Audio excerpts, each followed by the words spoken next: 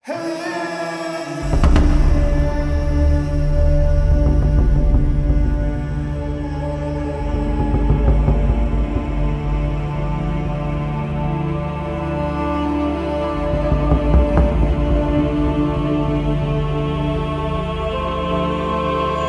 मित्रांनो, आज आपण निघालो आहोत कास पठार बघायला. बाईकवर बसून धमाल करत प्रवास चाललाय आणि रस्त्यातली मजा तर भारीच आहे. साताऱ्यापासून साधारण 22 किलोमीटरच्या अंतरावर असलेलं हे पठार म्हणजे खरंच तर निसर्गाची रंगपंचमीच.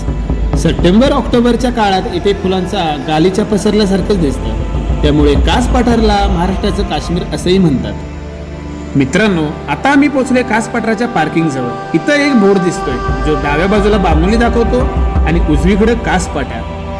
डाव्या हाताला खाली कास पठार समितीने पार्किंगची सोय केलेली आहे आणि उजव्या हाताला कास पठारला जायचा मार्ग दिसतो.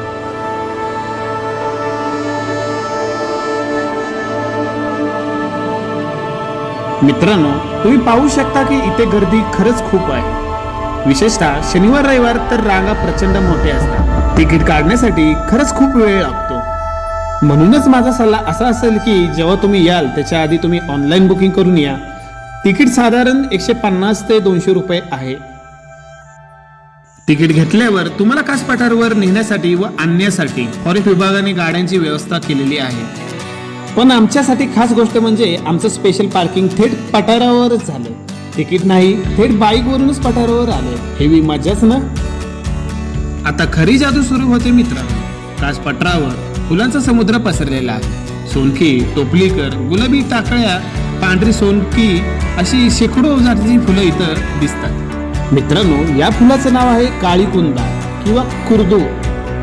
हे आलं व हळदीच्या कुळातील वनस्पतीचं फुल आहे. साधारण पावसाळ्यात म्हणजे ऑगस्ट ते सप्टेंबर पर्यंत फुलतं. याचे पानं मोठी, रुंद व चमकदार हिरवी असतात. मित्रांनो, इथं पाय ठेवतात जणू निसर्गाने आपलं रंगपेटी उघडून टाकले. जिकडे नजर जाईल तिकडे हजारो फुलं, हजारो रंग. मी फुलं बघत चाललो. प्रत्येक पावलावर वेगळं फुल, वेगळा रंग, वेगळा अनुभव. खरंच हे पठार म्हणजे महाराष्ट्राचं फुलांचं स्वर्गच आहे. इथं उभं राहिलं की अगदी मन शांत होतं आणि निसर्गाची खरी ताकद, खरी जादू अनुभवायला मिळते. हिरवळीच्या गालीच्यावर जांभळ्या, निळ्या आणि पांढऱ्या छोट्या छोट्या फुलांचा साज दिसतो.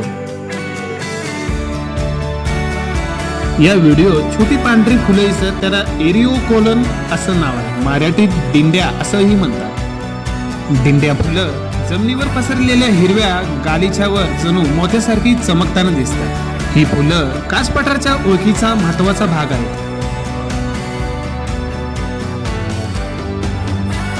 या लहान फुलाचं नाव उत्सवेलिया आहे.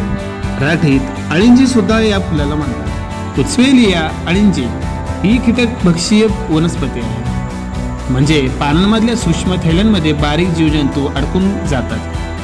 साधारण पावसाळ्याच्या हंगामात ही फुलं कास पठारावर मोठ्या प्रमाणात उमलतात. याचा जांभळा निळसर रंग हिरव्या गवतावर अप्रतिम दिसतो. ही फुलं कास पठाराच्या युनेस्को वर्ल्ड हेरिटेजचा दर्जाचा भाग आहे.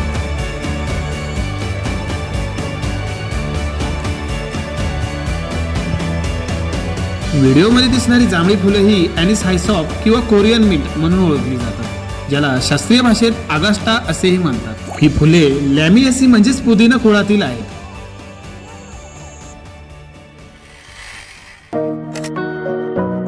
थोडं कास पठार फिरून झाल्यावर आपण एका शांत टी ब्रेक साठी थांबतो. थोडा आराम घेतल्यावर आपला पुढचा प्रवास सुरू होतो, कुमुदिनी कमळ पाहायला. हा प्रवास पायी सुमारे 1.5 किलोमीटर आहे.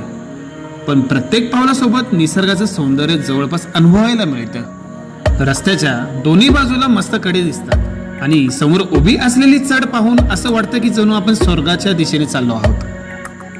दरम्यान फुलांच्या सुगंधाने आणि हिरव्या शिर्डींच्या सावल्यांनी प्रवास अजूनच रोमांचक होतो. कुमुदिनी तळ्याच्या जवळ जाताना आपण पाहतो की वेगवेगळ्या रंगाची फुलं नयनरम्य दिसत आहेत. काही फुले पिवळी तर काही फुले लाल जांभळी रंगाची दिसत आहेत. थोड्या अंतराने 1-2 किलोमीटर चालल्यावर आपण कुमुदिनी तळ्याजवळ पोहोचतो. तिथं दिसतो बैलगाड्याचं ठिकाण आणि नंतर आपण पाहतो एक कुमुदिनी बोर्ड, ज्यावर तिथल्या फुलांची संपूर्ण माहिती लिहिलेली आहे. मित्रांनो, सध्या तळ्यात खूप फुलं आलेली नाहीत, पण काही झाडांवर फुलांची फांदी दिसतात. मात्र पुढील 1-2 आठवड्यात इथे फुलांची भरपूर भरभराट होणार आहे.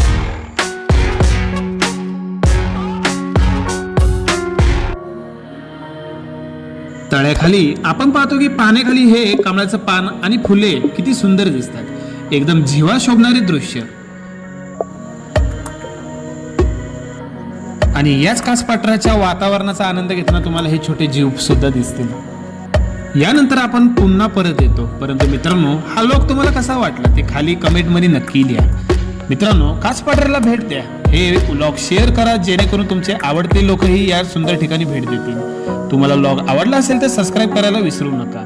कासपठार पार्ट 2 मध्ये आपण नक्की परत एकदा भेटू. तोपर्यंत जय शिवराय, जय शंभूराजे.